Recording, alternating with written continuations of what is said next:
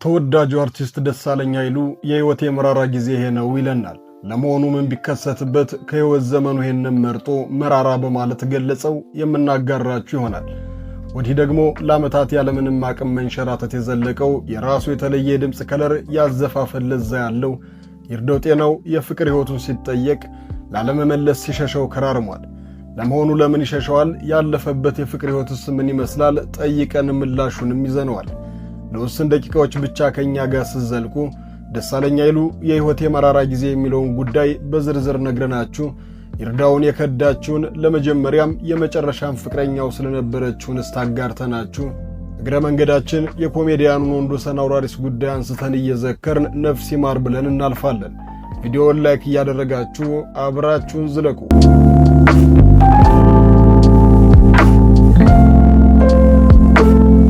አንዳንድ ዕውቅናዎች አሉ፣ እዚህ ግባ የማይባሉ አወዛጋቢ የሆኑ መታወቆች። የሰውየው መልክና ስሙ ይታወቃል፣ ስራዎቹ ስንል ደግሞ ለመጥቀስ አስቸጋሪ ሲሆኑ እንመለከታለን። ሰውየው በስራዎቹ ቢታወቅም ስራዎቹ ግን ጥልቅ ላይሆኑ ይችላሉ። በዚህ ውስጥ ግለሰቦቹ ግራ የሚያጋባ ዕውቅና ውስጥ ይኖራሉ። ኮሜዲያን ወንዶሰን አውራሪስም የሆነው እንደዛው ነው። አብዛኛው ሲያውቀዋል፣ ምናልባት ግን ስራውን መጥቀስ ሊከብደው ይችላል። ለዚህም ነው ሞቱም ቀብሩም በአርቲስቶች ልክ ሊደምቅ ያልቻለው፣ ብዛም መነጋገሪያ ያልሆነው። ኮሜዲያኑ የደረጀና ሀብቴን ስራዎች በመመልከት ወደዚህ ሙያ ውስጥ ገብቷል። ረጅም ዓመት የኮሜዲ ስራን፣ ፊልምን፣ ቲያትርን በመጫወት አሳልፏል። ከዚህ ዓለም ድካም በ49 ዓመቱ ያረፈ ቢሆንም ከኖረው ዕድሜ ቁጥር በላይ ግን ቤተክርስቲያንን አገልግሏል። በሚያምንበት ኦርቶዶክስ ተዋሕዶ ቤተክርስቲያን በፈለገችው ጊዜ ሁሉ ተገኝቷል። ሙያውን፣ መታወቁን፣ ዕውቀቱንና ጉልበቱን ሁሉ ሰጥቷል። ምንም እንኳን ሙያው ለዓለም የቀረበ ቢሆንም ዓለማዊ ሕይወትና መንፈሳዊነት ሳይጋጩበት አምላኩን ለማገልገል በቅቷል። ካገለገለበት ቤተክርስቲያን መካከል ሥርዓተ ቀብሩ የተፈጸመበት ካቴድራል ሥላሴ አንዱ ሲሆን በእድሳት ወቅት በርካታ ቀኖችን ከሙያ አጋሮች ጋር ተቀምጦ የገቢ ማሰባሰቢያ ሥራን ሰርቷል። ቲያትሮችን በመስራት ገቢውን ለቤተክርስቲያን እድሳት እንዲውል አድርጓል። ለዚህም ቤተክርስቲያኑ ዕውቅና በመስጠት ያገለገላት ልጇ አስከሬኑ በዚሁ በሥላሴ እንዲያርፍ አድርጋለች። ወንዶሰን እናቱም አባቱም በሕይወት አሉ። አባቱ እንዲህ የሚል መልእክትን በቀብሩ ዕለት አስተላልፈዋል። ልጄ ደግ ነው፣ መልካም ነው ካሉ በኋላ እንደዚህን የተቀምጬ የእሱ ሕይወት ታሪክ ሲነበብ ሰማለሁ ብዬ ግን አስቤ አላውቅም ይላሉ። ወንዶሰን አውርቶላት የማይጠግባት የሚኖረው ለእሷ እንደሆነ የሚናገርላት ታናሽም ታላቅም የሌላት አንድ ሴት ልጅ አለችው። ወዳጅ ዘመዶቹ ወንዶሰን ለልጁ ያለው ፍቅር በእጅጉ ይለያል ይሉታል። ታዲያ እንደዚህ በስስት የሚያያት ልጁን ለጓደኞቹ አደራ ብሎ እሱ ግን ላይመለስ አሸልቧል። ጓደኞቹ በቀብር ሥነ ሥርዓቱ ላይ የሚስቱንና የልጁን አደራ እንወጣለን ብለዋል። ነፍስ ይማር እንላለን። ደሳለኝ ኃይሉ አሁን ከተዋናይነት ይልቅ የሰብአዊ መብት ተሟጋች ቢባል የሚመጥነው አሊያም የሚገልጸው መጠሪያ መሆን ይችላል። በትወና ካየነው ዓመታት ተሻግሯል። በሌሎች ነገር ተጠምዶም እንመለከተዋለን። ደሳለኝ ከሰለሞን ቦጋለ ባልተናነሰ መጠን በየቀረበበት ሚዲያ ሲያለቅስ እንመለከተዋለን። ወደ ቡቡ ነው ከሚለው አባባልም የተሻገረ ይመስላል።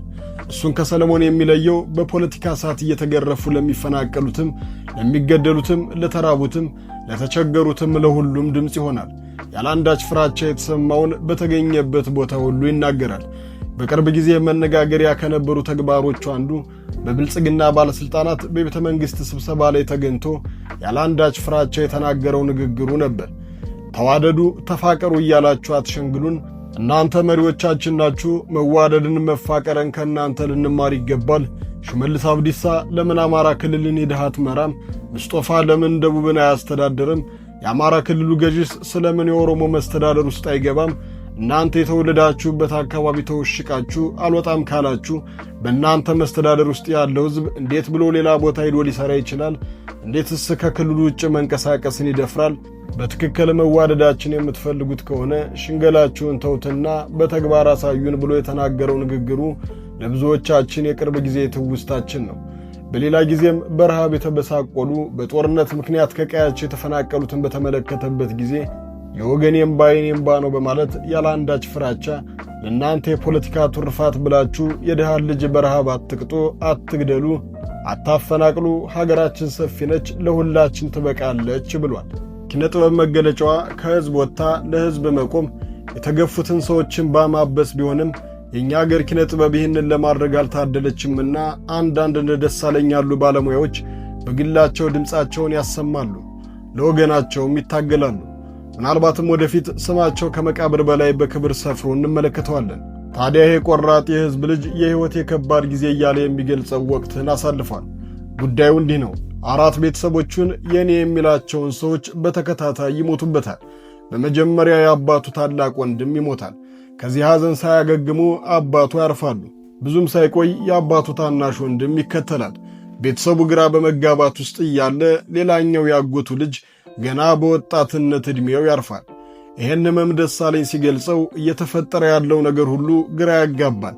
ቤተሰቡ ሁሉ ተሸበረ፣ ማልቀስን ፈራ። በእኛ ቤተሰብ ውስጥ የተፈጠረው መቅሰፍት ምንድነው አልን ይላል።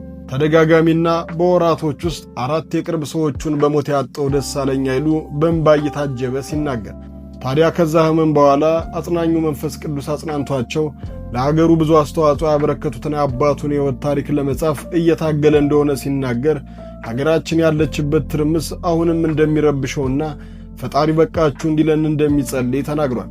ደሳለኝና ቤተሰቦቹን ፈጣሪ ከዳግም ሐዘን እንዲሰውራቸው እንመኛለን። ዓለም ለአካል ጉዳተኞች ይመቻለሁ ብትልም በገሃድ ግን የሚታየው እንደዛ አይደለም። በተለይ ደግሞ እንደኛ ባሉ ሀገራት አካል ጉዳተኞች የሚያሳልፉት ፈተና ቀላል የሚባል አይደለም። ብዙ መንገራገጭ ይገጥማቸዋል። እነዛን በብዙ መፈተንና መውደቅ ሳይሰበሩ ከተሻገሩና ስኬታማ ከሆኑ ጥቂት ሰዎች መካከል ይርዳው ጤናው ቀዳሚና ተጠቃሽ ነው። ማየት አለመቻሉ ብዙ ፈተናዎች እንዳሳየው ይናገራል። እንደ ምሳሌ ሲያነሰውም በካናዳ ያሳለፍኩት 3 ዓመት ዕድሜ ላይ እንዲቆጠር አልፈልግም ይላል። እዛ ያሳለፍኩት ተቀርጾ የኢትዮጵያ ሕዝብ ቢመለከተው ሰላማዊ ሰልፍ ይወጡልኝ ነበር። ይርዳው ተበድሏል፣ ካሳ ይገባዋል በማለት ይላል ያሳለፈውን ሰቆቃ ሲናገር። ቴክኖሎጂ በተመቻቸበት ስለ አካል ጉዳተኝነት የተሻለ ግንዛቤ ባለበት ሀገር ላይ ይህን አይነት አሰቃቂ ጊዜ ካሳለፈ በእኛ ሀገር ሲሆን ደግሞ ነገሩ ከባድ ሊሆን እንደሚችል መገመት አያስቸግርም። ይርዳው የፍቅር ታሪኩን ወይንም የፍቅር ሕይወቱ ሲነሳ መናገር አይፈልግም። ስለማይጠቅም እንተወው በማለት ያልፈዋል። ምክንያቱ ደግሞ ከጀርባው የሚያንገበግብ ልብን የሰበረ የፍቅር ታሪክ ስላለው ነው። ከረጅም ዓመት ቀደም ብሎ ከአንዲት ሴት ጋር የፍቅር ሕይወት ጀምሮ ነበር። ጅማሬያቸው ያማረና መጨረሻውን ያሳምረው እየተባለ በወዳጆቻቸው የሚመረቁበት የፍቅር ጅማሮ ነበር። የተወሰኑ ዓመታቶችን ጥሩ የፍቅር ጊዜ ያሳለፉ። ይርዳው ልቡ ሙሉ በሙሉ ለእሷ መገዛት ጀመረ። እብድ ብሎ አፈቀራት። በወቅቱ እሷም ያፈቀረችው መስሎት ነበር። በድንገት ግን ብድግ ብላ ጠፋች። ይርዳው ለማፈላለግ ቢሞክር ሊያገኛት አልቻለም። ከሀገር እንደወጣች እንጂ ወደ የት ሀገር እንደወጣች አይታወቅም። ወደ ውጭ ዳለች ብቻ ተባለ። ምንም አይነት የጽል ምክንያት ሳይኖራቸው ሳይኳረፉ ይርዳውና ፍቅሩን ጥላ እልም አለች። ቢጠብቃት አልመጣችም። ስልክም ቢሆን አልደወለችም። ይርዳው ከተሰበረ ልቡ ጋር ተቀመጠ። የመጀመሪያውም የመጨረሻውም እሷ ሆነች። አይነ ስውር ለፍቅር ይሆናል የፍቅር ሰው ነው እያለ ቢገልጸውም እሱ ግን አሁንም በብቸኝነት ውስጥ ይገኛል። ዓመታት ተቆጥሮም የት ሀገር እንዳለች እንኳን አያውቅም። ፍቅር መለከፍ ነውና ይርዳው ግን የረሳት አይመስልም። ፍቅር ከእግዚአብሔር ነውና እግዚአብሔር ሲሰጠኝ አገባለሁ ይላል። ከሳውዲ ያፈቀረችው ሴት እንዳለች መስማቱን ይናገራል።